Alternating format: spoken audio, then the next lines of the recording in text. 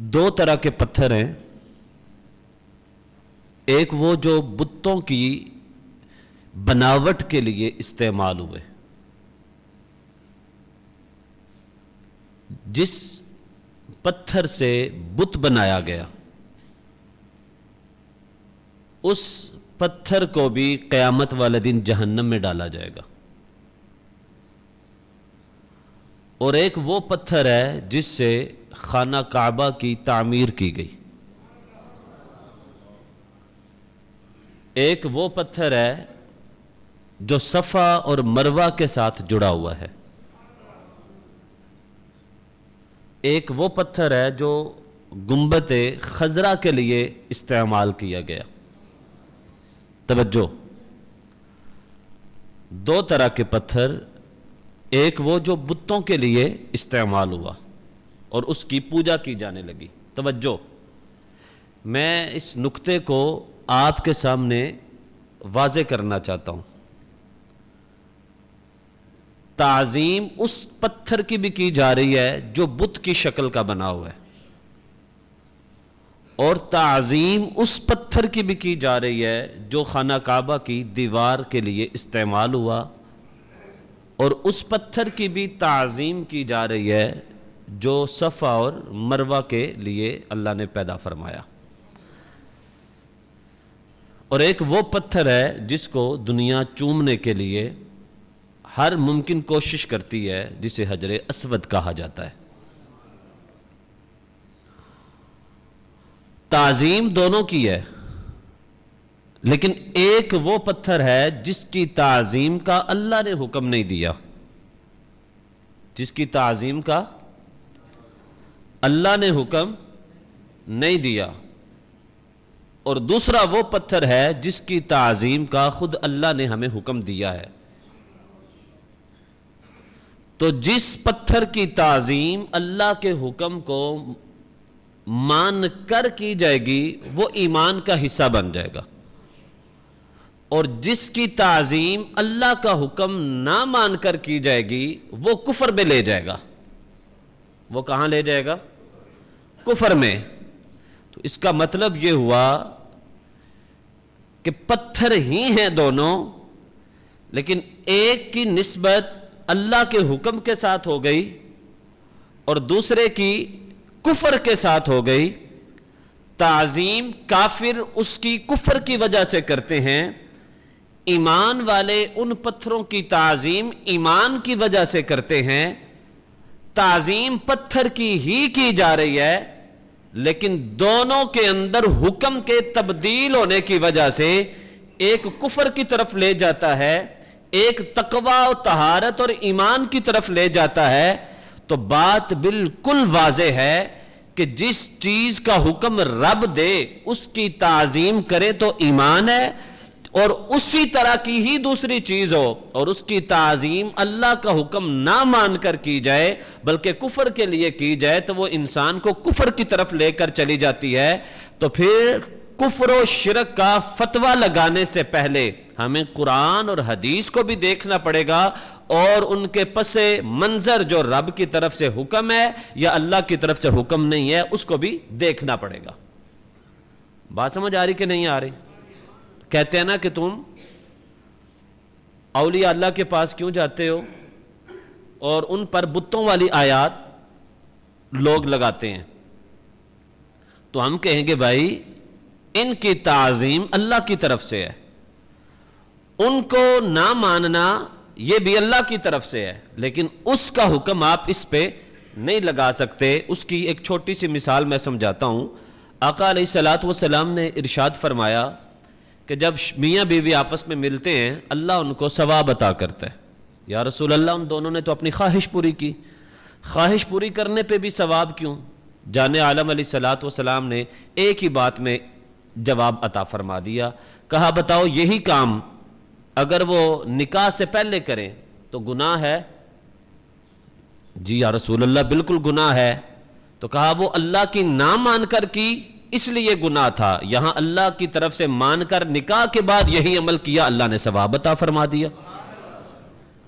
ایک وہ پتھر ہے جس کو بت کی شکل دے دی گئی، رب نے کہا ان کے قریب بھی نہیں جانا، اور ایک پتھر ہی ہے لیکن وہ کعبے کی دیوار کے لیے استعمال ہو گیا، اس کو لوگ چومتے بھی ہیں، برکت بھی لیتے ہیں، اس سے چمٹ کر رو رو کر اللہ سے التجائیں بھی کرتے ہیں، وہاں اللہ منع بھی نہیں کرتا بلکہ جو مانگ رہا ہے اللہ وہ عطا بھی فرما دیتا ہے۔ بات سمجھ آ گئی؟ اب اس کو دوسرے لفظوں میں یوں سمجھ لیں کہ وہاں پتھر کی پوجا کی جاتی ہے ان کو خدا مان کر۔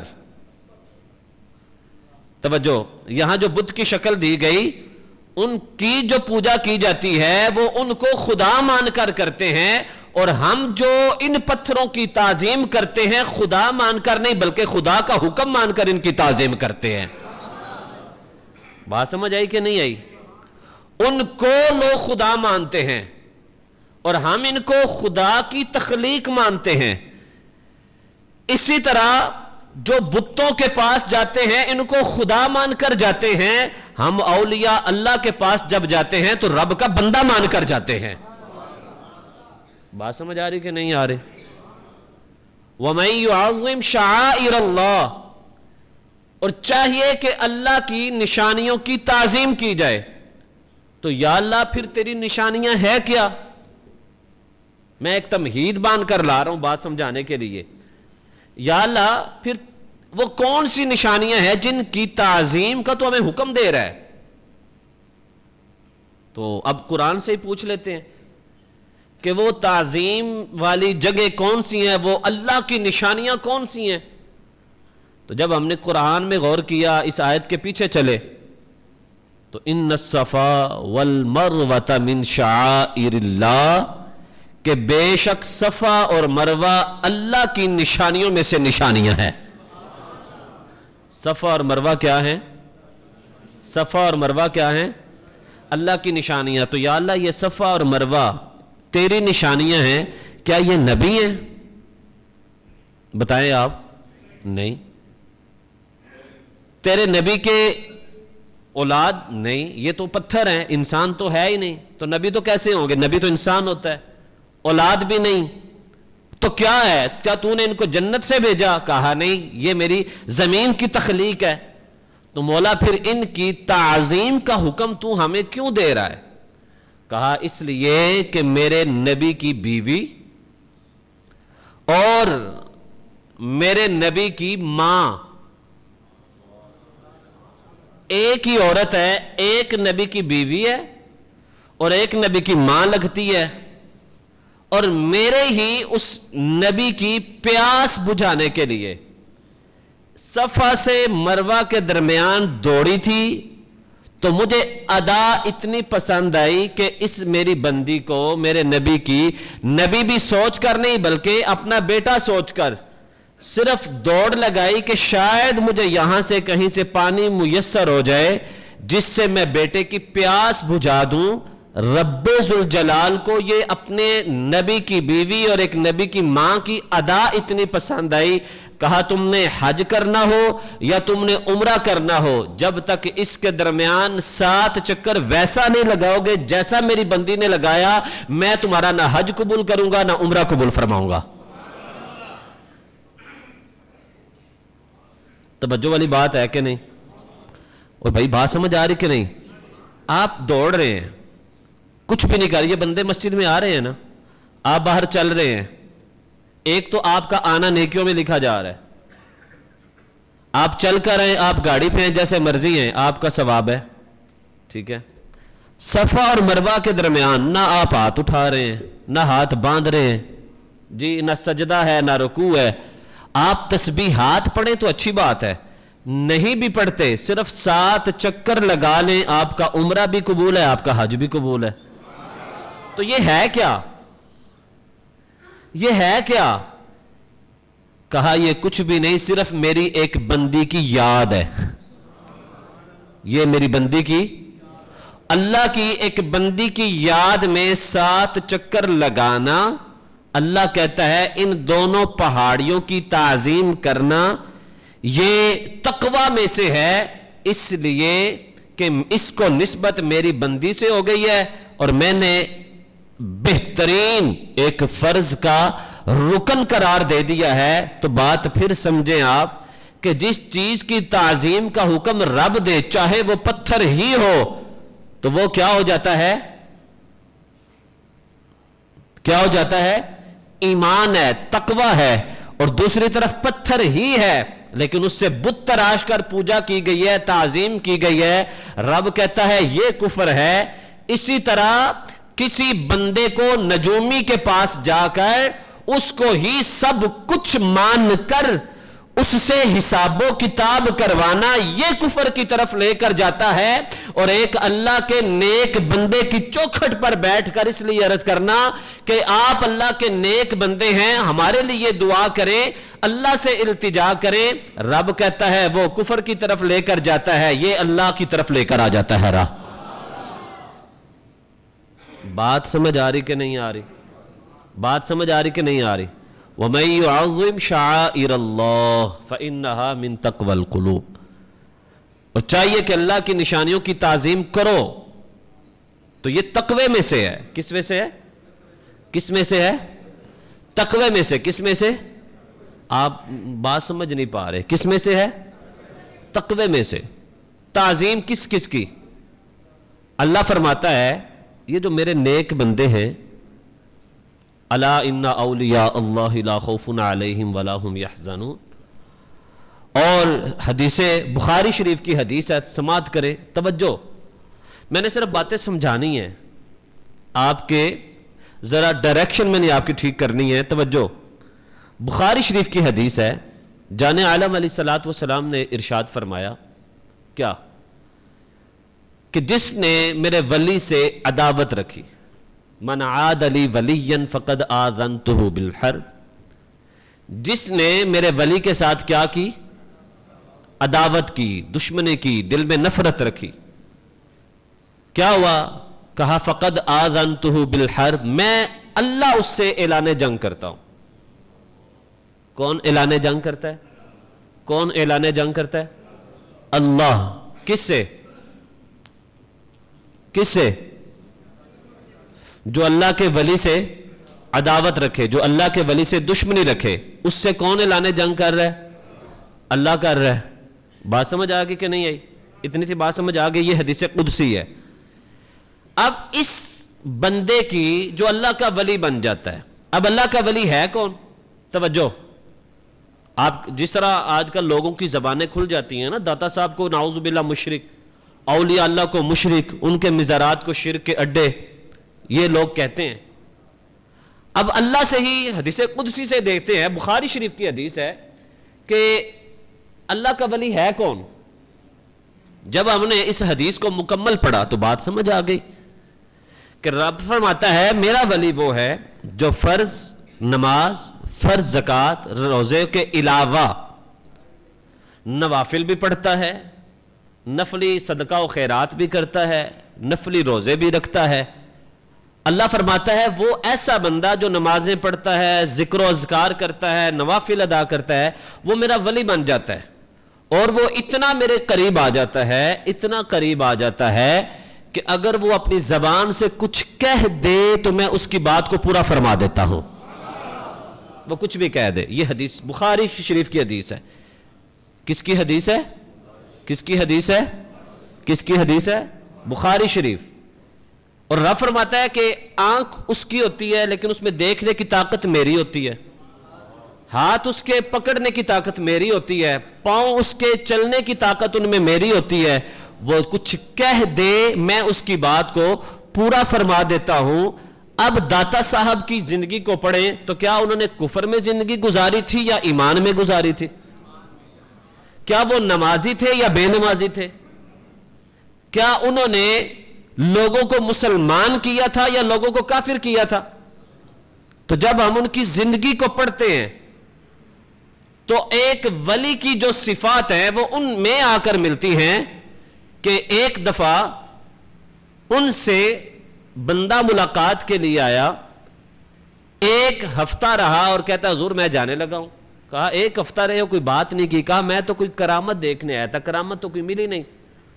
تو آپ نے فرمایا اچھا ایک ہفتہ رہے ہو کرامت کوئی نہیں ملی، چل مجھے یہ بتا تو نے پورے ہفتے میں مجھے ایک لمحہ بھی بغیر وضو کے یا حضور کی سنت کے خلاف دیکھا ہو؟ پورا ایک ہفتہ. کہتا ہے جی ایسا تو میں نے نہیں دیکھا. کہا ایک ولی کی اس سے بڑی کرامت کیا ہو سکتی ہے کہ اس کی زندگی کا ہر لمحہ اللہ اور اس کے رسول کی یاد میں اور اللہ اور اس کے رسول کی اطاعت میں گزر رہا ہو. بات سمجھ آ رہی کہ نہیں آ رہی؟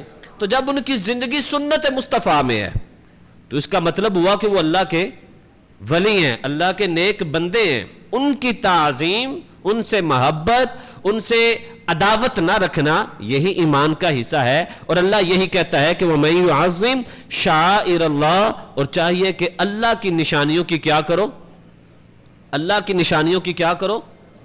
تعظیم کرو. کیا کرو؟ کیا کرو؟ بات سمجھ آ رہی کہ نہیں آ رہی؟ اب جیسے صفا اور مروہ پہاڑیاں میں نے بتایا, اب آگے چلیں تھوڑا سا. حجر اسود کیا ہے؟ حجر اسود کیا ہے پتہ ہے کسی کو؟ پتھر ہے. کیا ہے؟ سب بتائیں نا. حجر اسود کیا ہے؟ پتھر ہے. کہاں سے آیا ہے؟ پتھر نا, انسان تو نہیں.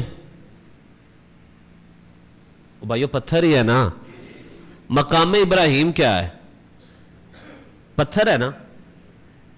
اچھا جو خانہ کعبہ کے ساتھ پتھر لگے ہیں جس سے خانہ کعبہ کی تعمیر کی گئی ہے, وہ پتھر کہاں سے آئے؟ جنت سے؟ نہیں, اردا گرد کی پہاڑیوں سے. آپ انہی پتھر کو چومتے ہیں, کیوں؟ کیا وہ رب ہے؟ حج کے لیے لوگ گئے ہیں نا, اللہ آپ سب کو بھی جلدی لے کر جائے, چاہے عمرے کے لیے لے جائے. آپ اس مبارک گھر کو دیکھ کر آئیں, پھر آ کر مجھے بتائیں. خانہ کعبہ کی دیواروں کو لوگ چومتے ہیں کہ نہیں چومتے؟ چومتے ہیں نا. وہ بات سمجھ آ رہی کہ نہیں آ رہی یار؟ میں کچھ سمجھانا چاہتا ہوں, میں کچھ بتانا چاہتا ہوں. خانہ کعبہ کی دیواروں میں جو پتھر ہیں کیا وہ خدا ہیں؟ ایسا ہی ہے؟ اللہ تو نہیں ہے. جو کہے وہ اللہ ہے تو کیا ہوگا؟ کفر ہے نا, شرک ہے. توجہ کریے گا, بات سمجھیے گا. خانہ کعبہ کی دیواروں میں جو پتھر ہے وہ خدا نہیں ہے, خدا کا حصہ نہیں ہے, بس خدا کے گھر میں لگی ہیں. ایسے ہی ہے. آپ جب ان کو دیکھتے ہیں تو ان کو دیکھ کر چومتے ہیں. اب کوئی بندہ آپ سے پوچھے کہ یار تو کعبے کی دیوار کو کیوں چوم رہا ہے, یہ تو شرک ہے.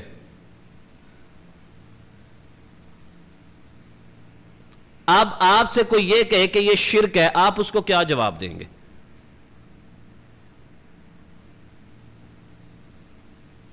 آپ اس کو کیا جواب دیں گے؟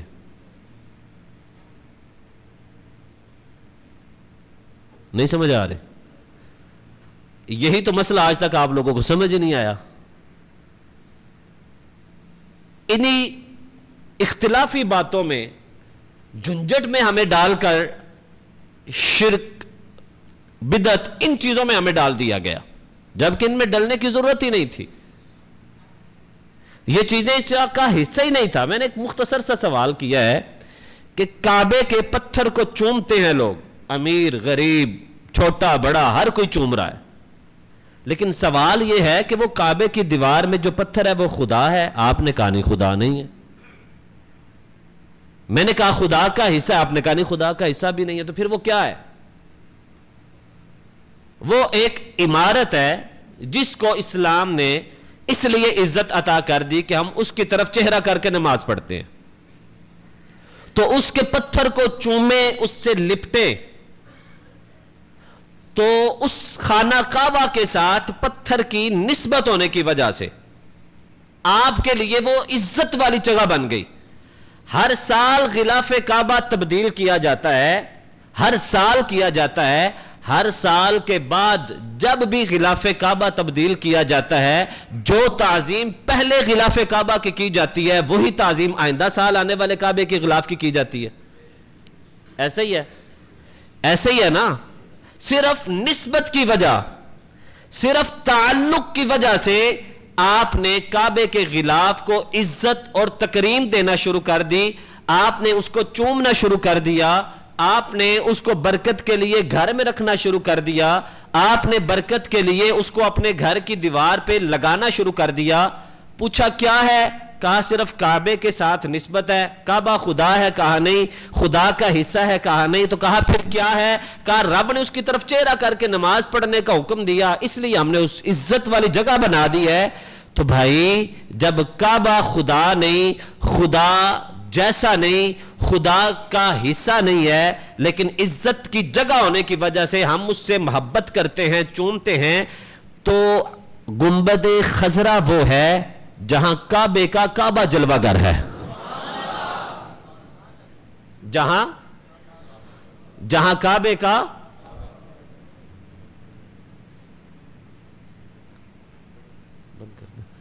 توجہ کریں، کعبہ وہ ہے جس کی طرف صرف چہرہ کر کے نماز پڑھتے ہیں، لیکن مصطفیٰ وہ ہیں جنہوں نے کعبے کو عزت دی، جن کی وجہ سے کعبہ کو اللہ تعالیٰ نے ہمارے لیے قبلہ ہونے کا درجہ عطا فرمایا۔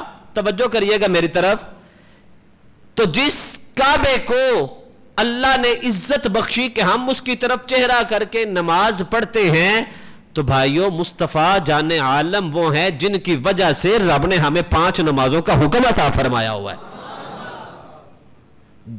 قیامت والے دن کعبے کو بھی جو عزت ملنی ہے وہ مصطفیٰ علیہ السلام کی وجہ سے ملنی ہے۔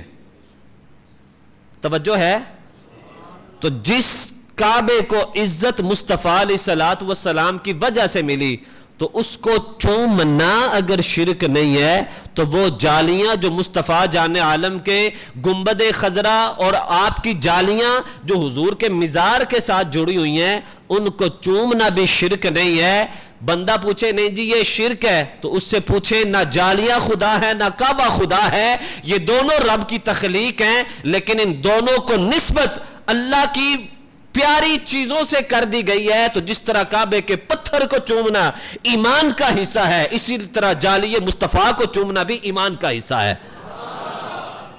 بات سمجھ آئی کہ نہیں آئی؟ گل سمجھ آ رہی کہ نہیں آ رہی؟ آ رہی ہے کہ نہیں آ رہی؟ جس طرح میزاب رحمت سے پانی نیچے گرے تو وہ بھی بارش کا ہی پانی ہے، لیکن اس کو نسبت کعبے کے چھت کے ساتھ ہو گئی، اس کو میزاب رحمت کہہ دیا گیا کہ یہ کعبے کے پرنالے سے آ رہا ہے، رحمت والی بارش بن گئی، تو 2 گھونٹ اس سے بندہ لے لیتا ہے۔ خانہ کعبہ کا جو پرنالہ ہے وہ میزاب رحمت ہے، لیکن خود مصطفیٰ وہ ہے جو رب کی رحمت بن کر دنیا میں جلوہ گر ہوئی ہے۔ کعبے کی چھت پر رحمت کی بارش گرتی ہے تو میزاب رحمت سے اس پانی سے برکت حاصل کی جاتی ہے، اور گنبد خضرا کے اندر رب کی رحمت خود جلوہ گر ہے۔ رب کی رحمت اس جلوہ گر ہے گنبد خضرا کے اندر۔ تو جس طرح میزاب رحمت سے ٹپکنے والے بارش کے پانی کو قطروں کو لینا یہ برکت والی بات ہے، اور یہاں بارش کبھی کبھی پڑتی ہے، مدینے میں ہر وقت رب کی رحمت جلوہ گر ہوئی ہے، ہر وقت رب کی رحمت وہیں پہ موجود ہے۔ بات سمجھ آ رہی کہ نہیں آ رہی؟